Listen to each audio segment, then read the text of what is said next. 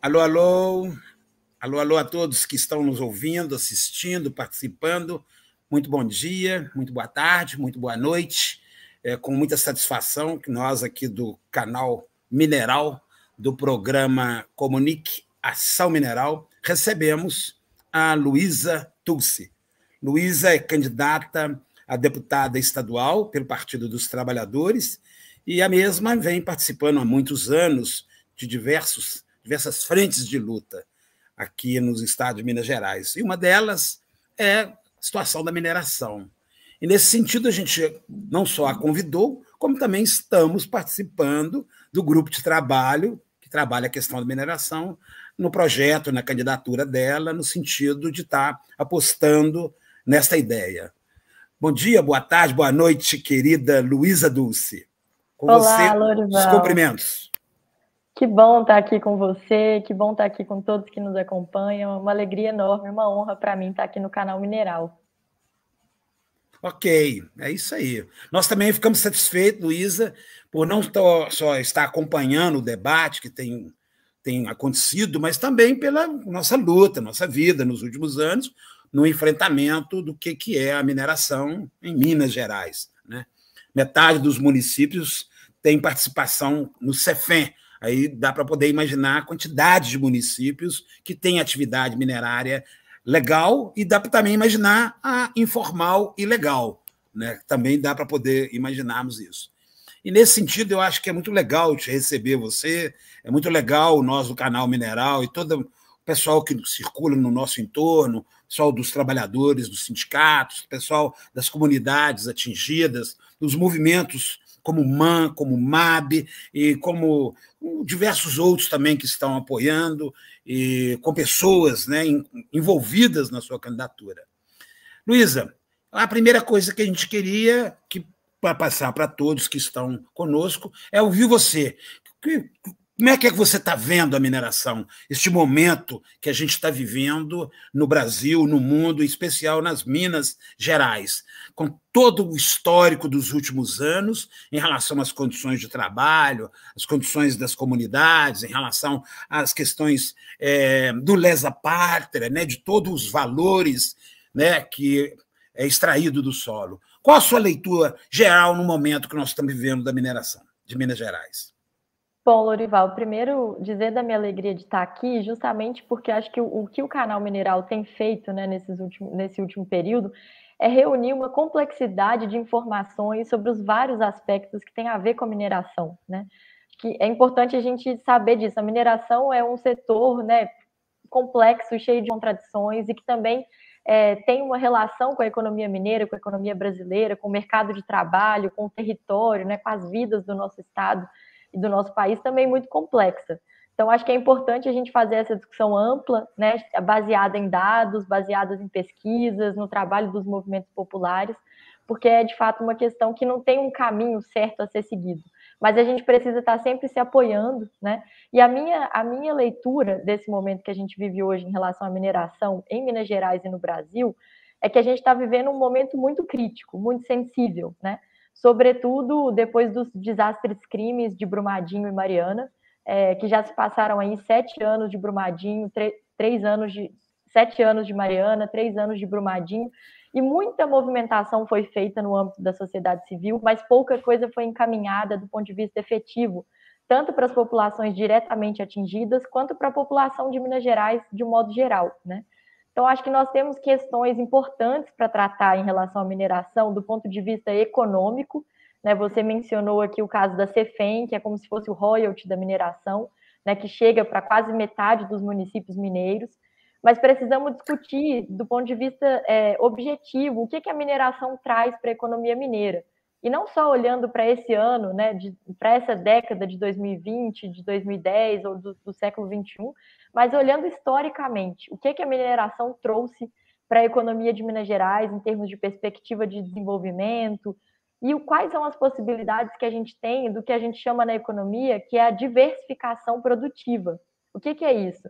É você ter várias atividades produtivas com vários setores atuando, né? O problema da mineração, que eu vejo, é que ela é um setor que não convive com nenhum outro, né? Ela é uma atividade produtiva que não convive com nenhuma outra, justamente porque ela está presente muito fortemente nos territórios, inclusive destruindo, né, algumas partes dos biomas, da sociobiodiversidade. Isso dificulta muito com que a gente tenha outras atividades produtivas concorrentes ou complementares à mineração. Então, precisamos discutir também o que a mineração deixa para o mercado de trabalho, né, naqueles municípios que são municípios onde está presente a mineração. A gente sabe, tem um dado que pouca gente conhece, né, que a mineração gera apenas 1,2% do emprego formal de Minas Gerais. E mais da metade desse 1,2% está concentrado em Belo Horizonte, né? Isso mostra que a mineração gera pouco emprego. E é uma coisa que a gente precisa colocar esse dado em circulação para que a gente também possa medir. Será que a gente é tão dependente da mineração quanto a gente acha, né? E tem uma outra entrada que eu acho que é muito importante de ser discutida, que é o ponto de vista ecológico, né? E aí, incluindo também as vidas humanas, mas todas as vidas que habitam aqui no que o Papa Francisco chama da casa comum, né, do nosso planeta Terra, enfim. Isso. A mineração, ela produz muita destruição também, esse modelo de mineração, né? Será que é possível, então, a gente caminhar para um outro modelo de mineração, uma mineração mais responsável, e em alguns territórios a gente assumir a pauta dos territórios livres de mineração, né? Acho que recentemente nós tivemos uma discussão ampla que repercutiu muito em Belo Horizonte, mas também em todo o estado, que foi a questão da autorização da mineração na Serra do Curral, né? Que é uma serra icônica para a cidade, ali está também o pico mais alto de Belo Horizonte, e cabe fazer uma discussão se a gente quer minerar a Serra do Curral, assim como se a gente quer minerar outros territórios onde as mineradoras estão presentes ou querem adentrar, né? Eu acho que em alguns territórios é possível pensar a dizer não à mineração, e em outros a gente precisa rever, né, a forma das mineradoras estarem presentes, tanto pelo impacto que elas causam para os biomas, né, para a biodiversidade, quanto para o impacto social, né, causado para as vidas humanas, das pessoas que estão ali ou próximas dali. Luísa, na sua linha de raciocínio, é possível a gente buscar várias pontas, né, para poder trabalhar. Como é que você vê, como é que é a sua leitura de nós, nesse modelo, termos um paradigma que é a venda dos nossos minerais in natura? O bloco do granito sai inteiro e vai embora para a China. O nosso fosfato sai em pedra, vai à Rússia e volta como adubo. O nosso minério sai, o máximo que ele sai é moído. Mas ele vai lá na China, passa nos Estados Unidos e volta com equipamento, volta como é que você vê isso no momento que você está buscando representar na Assembleia Legislativa uma nova leitura, uma leitura crítica a esse modelo. Como é que você vê essa questão da venda do modelo in natura, de baixíssima qualidade e quantidade de valores agregados? Bom, Lorival, esse é um outro aspecto fundamental assim, de ser colocado, e é também uma discussão histórica, não só no Brasil, mas em todos os países que foram colônias, né, digamos assim, historicamente. Eu sou formada em economia, né, e a gente estuda muito esse processo de agregação de valor no desenvolvimento, e é muito triste assim, ver que nós estamos aí há tantos séculos exportando esse minério cru, né, como você colocou, assim como outros produtos, mas a gente está falando aqui da mineração. Temos o caso ali da mineração na Serra do Salitre, ali na entrada do Triângulo, que é uma mineração de fosfato, né, explorada por uma empresa russa, que depois nós compramos o fertilizante, importamos o fertilizante. Ou seja, nós temos capacidade, nós temos os recursos, nós temos conhecimento e muita tecnologia para processar esses minerais aqui no estado, né, e gerar renda e gerar desenvolvimento para nós. Eu acho que essa é uma escolha política e que precisa ser denunciado esse fato, né? Porque é muito triste a gente fazer esse tipo de exportação, e tem um agravante aqui, que nós temos uma lei no Brasil, que é a Lei Candir. Ela é uma lei, né, do meado ali dos anos 90, em que ela isenta de impostos a exportação de produtos in natura, né, como você colocou. Aqui no caso de Minas, eu queria também destacar o caso do café, né? Eu estudei o café na minha tese de doutorado. O café é outro produto que é exportado, principalmente o café cru, né? E que nós não pagamos imposto, o Estado não recolhe imposto sobre a exportação desses produtos, assim como desses minérios que a gente comentou. O que isso representa? Qual que é o efeito, né, da Lei Candir nesse cenário? Ela desestimula a agregação de valor, né? Ela desestimula a industrialização. Num contexto justamente que a gente vive, o que a gente chama de desindustrialização ou reprimarização da economia brasileira, acho que é muito importante fazer essa discussão. A gente quer, se a gente está pensando em outro modelo de mineração, certamente ele passa pelo processamento desses produtos aqui, né? Pela fabricação do aço, pela fabricação dos fertilizantes, que isso gere cadeias, né, intermediárias, gerando mais emprego, gerando mais impostos para a arrecadação do Estado, e oportunidades também de vida, né, para as pessoas. Porque nosso Estado é um Estado com o maior número de universidades federais, nós temos uma UENG presente em 17 municípios, temos institutos federais, ou seja, nós temos pessoal qualificado, capacidade instalada para pensar o desenvolvimento de uma cadeia produtiva nacional, né? Mas é muito importante a atuação do Estado nesse sentido, tanto na revisão da Lei Candir, quanto no estímulo, né, à agregação de valor nessa produção que vem da mineração. Certo. E na outra ponta, nós estamos falando de uma ponta objetiva da extração, da forma como é que vai ser distribuído esse bem. Pertence à União e as empresas têm uma concessão para vendê-lo. E na outra ponta do lado de cá, quando você agrega valor, você tinha colocado isso num debate, um aproveitamento dos bens minerais pós-uso, ou seja, o lixo. Né? Então, eu estou vendo diversas organizações debater, assistir uma reunião da Federação dos Urbanitários que tratam dessa questão do uso dos bens minerais no dia a dia, da qual a gente leva, joga no lixo e do lixo vai para o aterro sanitário e parece que a gente lava as mãos e ficamos livres do problema. Só que a máquina volta para tirar o bem mineral lá na serra, onde tem a bauxita para fazer o alumínio, lá na serra para poder fazer outros bens. Como é que você vê também, junto com isso, essa questão da agregação de valor e dos usos reciclados, dos usos dos bens minerais mais de uma vez? Bom, isso é um outro aspecto muito importante, porque nós estamos vivendo num planeta exaurido, né? O contexto da pandemia deixou isso muito evidente, e a gente já vinha tendo muitos sinais disso, né? As mudanças climáticas, a questão das águas, dos solos, da poluição, é algo muito urgente para ser tratado. E a mineração, ela afeta, né, todo esse ritmo, essa dinâmica da natureza, que é também uma dinâmica dos seres humanos.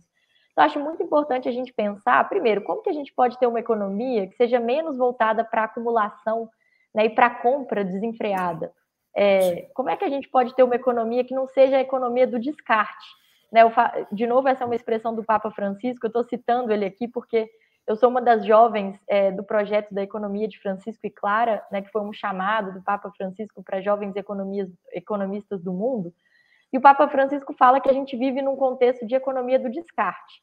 Né? O alimento é descartável, os bens que a gente consome são descartáveis e as pessoas também são descartáveis. Então, é possível a gente caminhar mais no caminho da reciclagem, né, do que a gente ter que extrair para produzir mais e mais? Eu acho que essa é uma questão que está colocada. Recentemente eu tive contato aí com práticas que têm sido realizadas junto a catadores, tem sido até chamada de mineração urbana. Eu não sei se é a melhor palavra para caracterizar isso, mas o que seria a mineração urbana? É justamente você se debruçar sobre esses bens, né, esses eletrodomésticos, celulares, tablets, enfim, coisas que a gente tem na nossa casa e que a gente está jogando fora e tentar aproveitar do que tem ali de alumínio, do que tem de aço, do que tem de outros produtos nesses bens, né, que possam ser reaproveitados. Eu acho que essa é uma questão importante da gente colocar. Um outro aspecto, Lorival, que eu queria levantar é a gente se perguntar também qual que é a finalidade da mineração. Principalmente, fico pensando em relação ao ouro, né? A gente estuda muito ouro na economia, mas para que existe a mineração do ouro? Assim, o ouro, hoje em dia, ele é utilizado, sim, na fabricação de alguns fios, né? E alguns equipamentos importantes para a indústria, Mas boa parte do ouro minerado no mundo, ele vai para a especulação, vai para o mercado financeiro, vai para a fabricação de joias, né? Será que a gente precisa disso, né? Ou seja, a gente precisa se perguntar, será que a gente precisa extrair essa quantidade de minérios, né, essa quantidade de recursos naturais? E qual que é a finalidade de uso deles, né? É para enriquecer o bolso de alguns? É para especulação no mercado financeiro? Ou é para produzir coisas que vão melhorar a nossa vida, como equipamentos de saúde, como equipamentos de internet, de educação, enfim. Eu acho que também cabe um pouco essa discussão que é anterior, né, mas que ela é muito basilar para tudo isso aqui que a gente está conversando. Muito interessante essa sua colocação aí, porque vai de encontro ao nosso questionamento do modelo, né? Tem que ter uma concepção para isso. Nós ficarmos loucos, completamente sem sentido atrás do ouro, de outros metais preciosos para acumulação pela acumulação, né? Então, mas aí eu quero, paralelo a isso, nós estamos fazendo um apanhado geral, porque a perspectiva da sua atuação na Assembleia é estar trabalhando todas as questões. Tem uma que nos incomoda muito e não começou de hoje. Não é só secular, é milenar, e que, por incrível que pareça, ela é o nosso dia a dia. No fim de semana passada aconteceu, essa semana nem bem começou, já temos duas notícias, que são os acidentes, que estão dentro daquele campo dos adoecimentos e das mortes.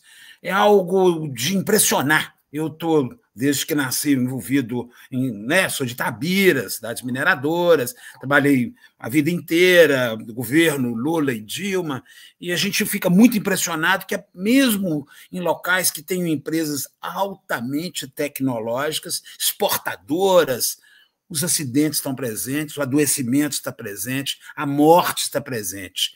E, ao mesmo tempo, a negação da norma regulamentar, que é a 22.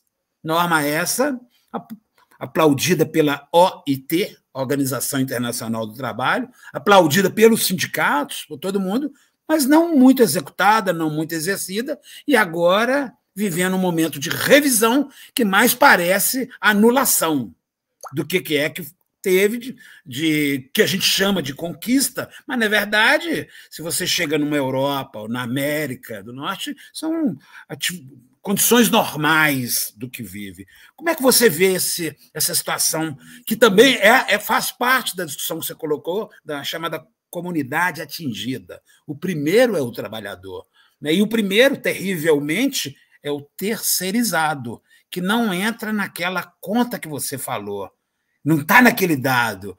CSN em Congonhas, 70% são terceirizados. A Vale tem vários lugares que o nível de terceirização já passou de 60%.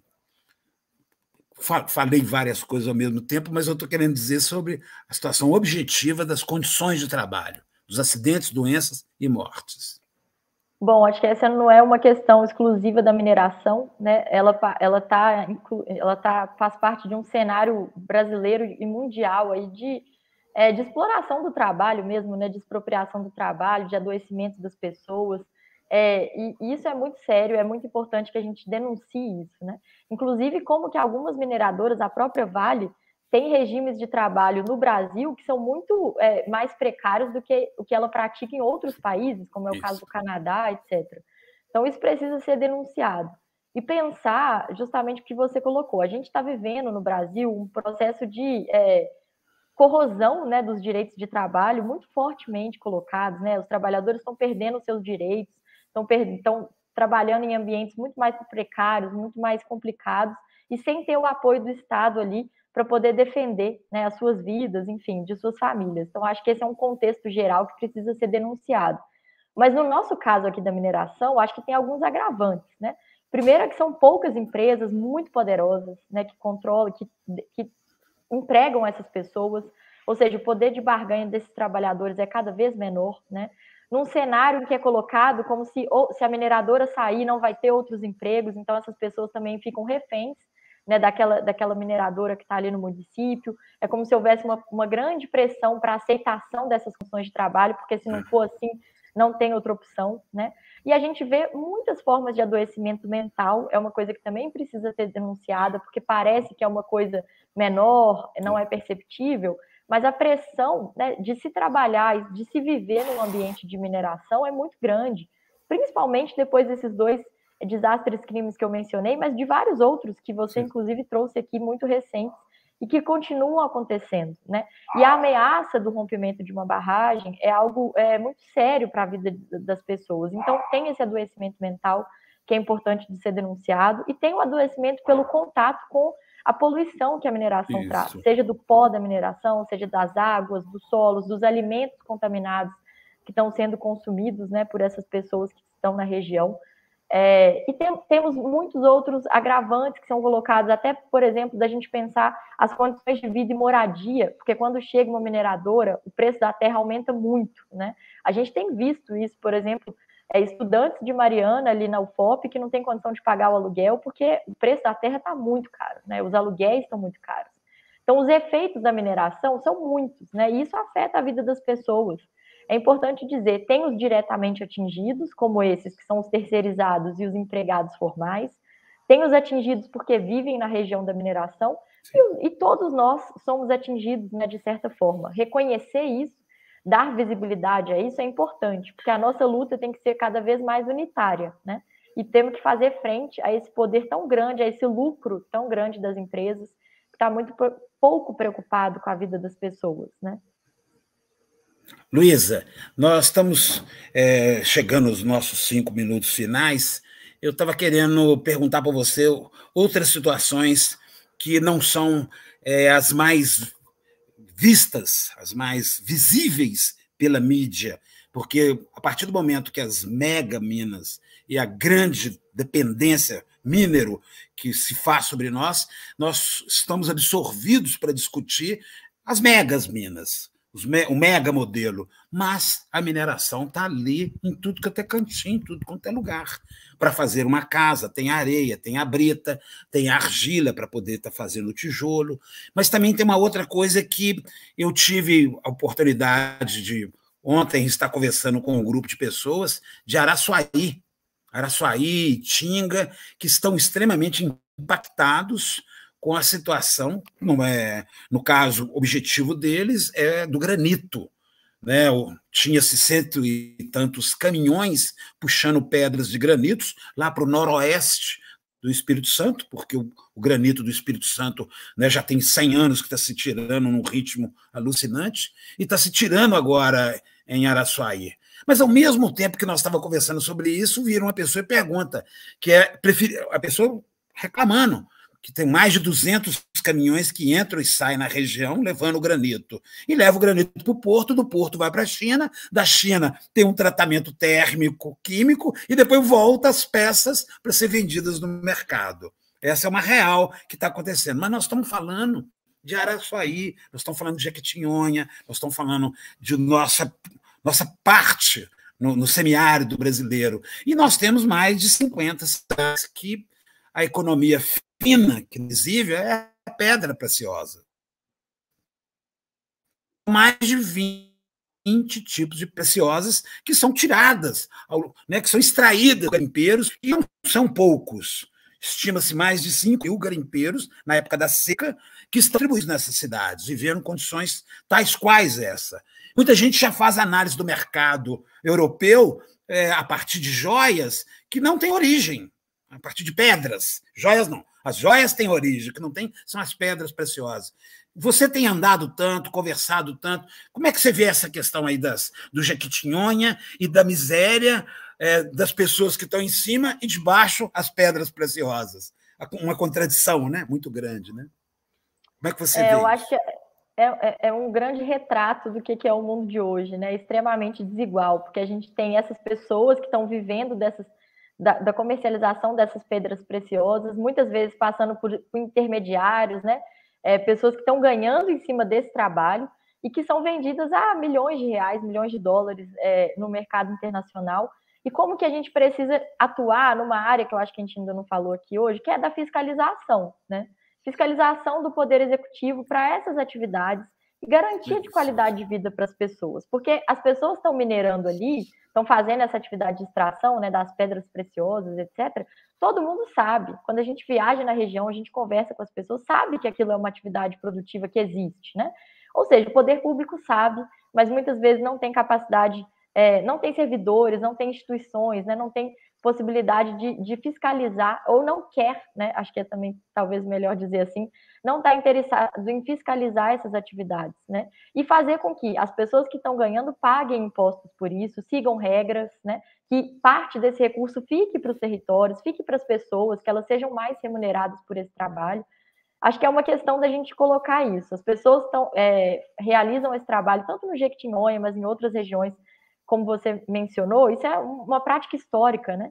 Inclusive é um conhecimento histórico dessas populações, que não é o caso necessariamente de acabar com eles, mas eu acho que é de colocar num ponto de vista do que isso pode gerar para as pessoas e para os municípios, né?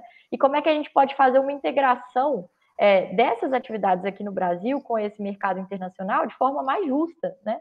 O que é nosso tem que ficar para nós também, né? Então, acho que é um pouco essa questão da soberania, da gente não ser completamente colocado de forma subordinada, né, nesses mercados, nessas redes ilegais, muitas delas, né? Mas que existem, estão aí. Então, eu acho que é uma questão de ter mais vontade política, de ter instituições mais fortes, de ter, inclusive, né, conselhos de participação, a gente não falou daqui dos conselhos, mas, assim, de fortalecer o sistema de fiscalização em relação à mineração no nosso estado. Isso, excelente. Eu acho que é isso. Na verdade, parte do crime é manter a informalidade, né? Você fez uma fala interessante nesse sentido. Às vezes tem muitos que não querem que aquilo se reestruture, se organize. Nós tivemos uma experiência da ametista no Rio Grande do Sul, que era assim ou muito pior. E hoje são exportadores do melhor artesanato com os jovens da região, e a mineração mudou a partir do momento que pararam de vender a matéria-prima, os geodos de ametista, né, e passaram a ser uma característica. Querida Luísa, nós estamos chegando ao fim de nossa apresentação com você, porque nós teremos mais outras entrevistas, né, convidados que você vai trazer para bater papo num programa nosso aqui, e que não é para já, né, porque as eleições estão para ir daqui a, bem dizer, 2 meses, né, 60 dias.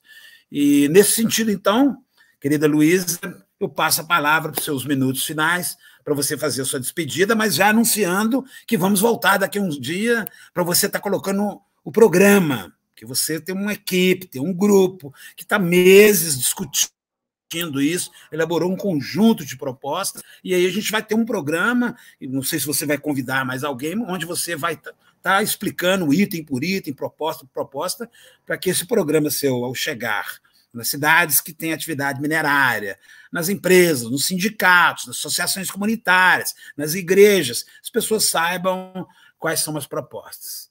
Tá bom, Luísa? Muito obrigado. Com você,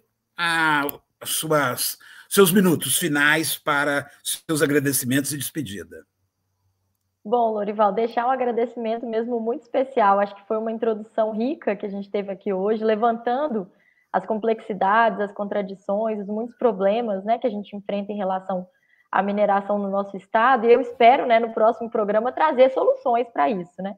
E não são soluções que vieram da minha cabeça, como você colocou. Nos últimos meses a gente reuniu, né, um grupo diverso de pessoas das universidades, dos movimentos populares, né, com a participação aqui, queria destacar do MAN e do MAB, né, muito feliz de poder contar com vocês, mas também de pessoas que trabalham nas assessorias técnicas independentes, pessoas que vivem, né, nos municípios onde a mineração está presente. Reunimos esse time de peso, né, que se propôs a se debruçar sobre o tema, analisar os dados e levantar propostas que eu quero aqui compartilhar com vocês no próximo programa, para dizer que tem sim caminhos, né? A gente precisa enfrentar essa situação, pensar no modelo de mineração mais responsável, pensar em alternativas também à mineração, né? O que é possível fazer hoje e o que é possível fazer nas próximas décadas no nosso estado e no nosso país. Então, eu fico muito feliz de poder ser mais uma interlocutora de vocês aí nesse contexto, né? Podem contar comigo, eu estou muito aberta e aprendendo sempre.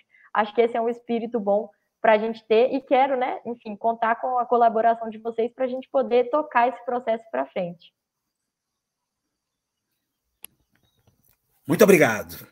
Um grande abraço a todos os nossos ouvintes do Canal Mineral, do nosso programa Comunique Ação Mineral. Um grande abraço a todos e até a próxima, quando receberemos de novo a Luísa com propostas, projetos, ações, perspectivas de projetos de leis. E é isso aí. Muito obrigado a todos, muito obrigado, Luísa. Um grande abraço.